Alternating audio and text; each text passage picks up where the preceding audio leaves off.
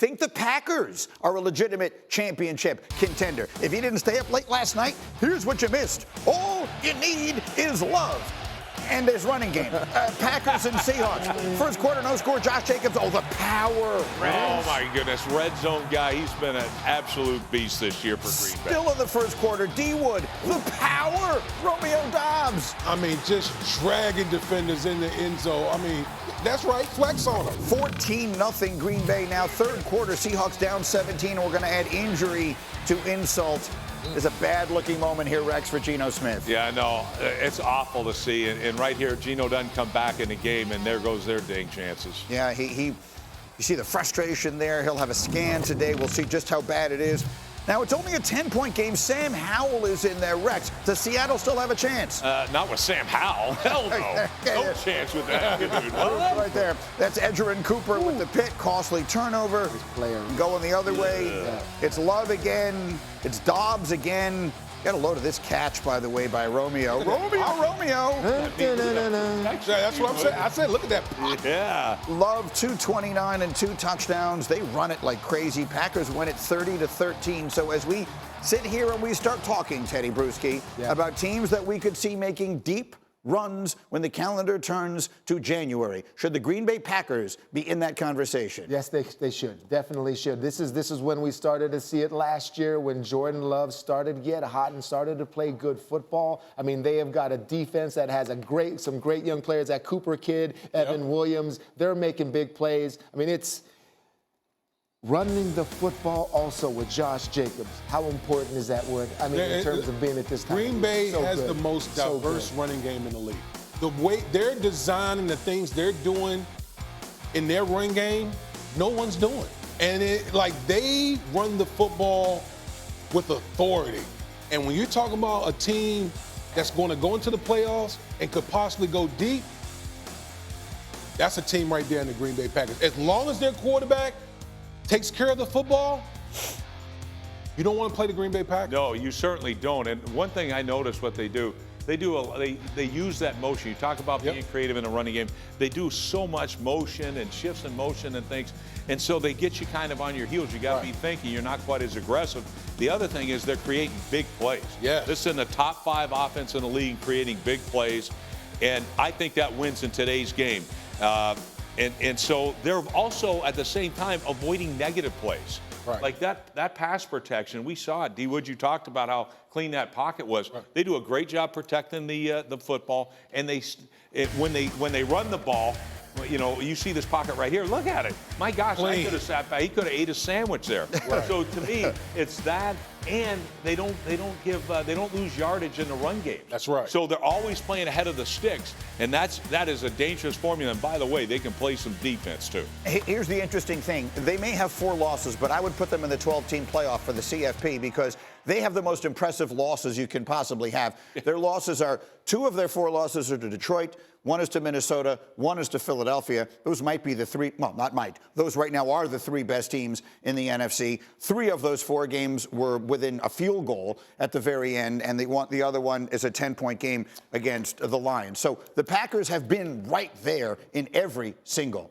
game. And not only that, it's just that, so we're in December now. Which teams are surging and which teams are starting to limp to the finish line? I mean, we're looking at Detroit and the problems that they have, but then we see Philadelphia and how they continue to surge. The Green Bay Packers are coming up out of nowhere. The Buffalo Bills, these type of teams, and then you're watching the Chiefs fall off a little bit. Even though they keep winning, you can still, the long-term sort of effects of things, they're falling off. So definitely the Green Bay Packers are playing right at the right time. And they're healthy. They got through their injuries early in the season, obviously, with Jordan Love being out and things like that. They're getting healthy at the right time as well. And I think that has a lot to do with playoff success as well. Well, some other big stories. Rex, Chiefs fans holding their breath yesterday as Patrick Mahomes left the game with a right ankle injury. You'll see it right here. It's a scary-looking play. Mahomes said the x-rays were negative. I think we believe it is a high ankle sprain. What should the Chiefs do with Patrick? Bear in mind, they play Saturday and then Wednesday, the Christmas Day game. What do they need to do in Kansas City? They got to put him on ice. You can't put him out there. If he's got truly a high ankle sprain, I mean, this is about winning championships with him.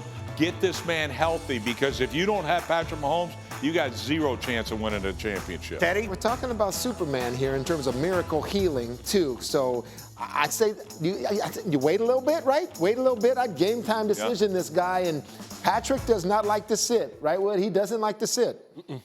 You got a veteran quarterback behind him. Carson Wentz. Carson Wentz. Okay, come on. I mean, I didn't just say albeit. But what do you I mean, they are right now have a 2-game cushion for the 1 seed in the AFC. That's obviously critical. The loss to Buffalo, however, is an important one, because if they wind up in a tie with the Bills get the tiebreaker. So how do you handle the Mahomes situation going forward? I mean, listen, you're obviously going to talk with the medical people and the player, but guys, haven't we seen, how many times have we seen over the years, Patrick Mahomes literally sustains an injury during the game. He's arguing with Andy Reid. Like, they almost get to fisticuffs because Andy Reid is like, bro, we got to take care of you. And then he somehow is back in the game making some type of crazy play. I just think that this dude is too competitive to want to just sit down in the game. I just don't see it happening. Even though it might be, like, he could probably use that, but that dude is way too competitive. I know he is, but sometimes you got to protect him from himself. And Andy Reid knows the big thing is we want to win another Super Bowl. Yeah. And so to me, it's like I need Patrick Mahomes healthy, and especially this year more than ever. He's had 7 fourth-quarter comebacks. All right. You think anybody else you're going to put out there is going to do that? I don't think so. So to me, I want him healthy. Yeah. So I got a chance moving forward in these playoffs. Yeah, now more than ever, he needs his mobility. We talk about fourth-quarter comebacks and the miracles that he does, but this is almost every single down that he has to escape. He has to run for his life. Behind that offensive line, especially the tackles. I know they're doing everything they can. Tooney out there. Yeah. You got an interior guy. You would know. You were an interior guy that ended up bumping out there to play tackle. But these, they're trying to solve their problems. But with this guy, I mean, it's most important player you got. Does the rest come later on the bye? Maybe even if they have it solidified before then. He was contacted 33 times in that game. He got hit 33% of the time, 33% of the time he got hit. So to me, did we know this was coming though? You almost knew it. I mean, so he can escape as much, but he was taking a lot of hits. Yeah, too many hits. There are teams, great quarterbacks, and really good talented teams can overcome certain deficiencies. An offensive line, a glaring weakness at offensive line is, if it's not the hardest one to overcome, it's got to be awfully close. And we have seen it with him. We saw it when his offensive line wasn't able to get the job done in the Super Bowl against the Buccaneers, and he was running for his life. We all thought he was heroic in that game, in a game in which they basically had no chance to win. So they're going to need him at his absolute best. I kind of lean in the direction of Rex, at least as you have these 2 games in 5 days coming up here. Maybe you consider sitting him for one of them. In the meantime, this was barely a game yesterday. Ravens and Giants at MetLife Stadium. You just wondered who was going to be the player on the Ravens who had the enormous fantasy day. Yesterday was the first day of the fantasy playoffs. Turned out to be Lamar Jackson. 5 touchdown passes yesterday. Tedy, what did we make of that performance? Yeah, a couple of Bateman, too, in terms of those numbers. But what you expect here? What you expect? I mean, this is the type of Ravens they need to be playing going forward. The Giants just no life in a team it's just not happening anymore. They're going to push the big reset button, but definitely the Ravens, Steelers showdown coming up. I mean, this is something where Lamar is going to be ready. When you say no life, they play in a stadium called MetLife Stadium. They probably should change it to No Life Stadium. Look, there's not a lot to be said about the Ravens yesterday. They played against a team that is barely competitive. The Ravens, we'll find out about them next week. They play the Steelers. That's their shot to get right back in this thing. That's when we'll find out about them. As far as the Giants are concerned, I have 2 things. First, let me show you another plane yesterday. They had another plane flying with a banner over the stadium. This time it said, "Mr. Mara, enough. We won't stop until you fire everyone." So when it gets to this stage, now it's getting very difficult. And lest you should be wondering why the fans of the New York Giants are so frustrated, let me point out what might be the most interesting / tragic statistic in the National Football League right now. The New York Rangers, who are a hockey team, have won a game in MetLife Stadium more recently than the New York Giants have. The Giants are winless at home this year. The Rangers played a game in that stadium, one of these winter. I think you were there. I was there. Winter Classic in February. They won in February. They won. The Rangers won that game. How do you not win a home game? This is crazy. It's madness. Look, John Mara continues to say he wants to bring back his coach and his general manager. Rex, what do you think? For what? I mean, look, you got half an empty stadium over there. This is one of the proudest franchises there is.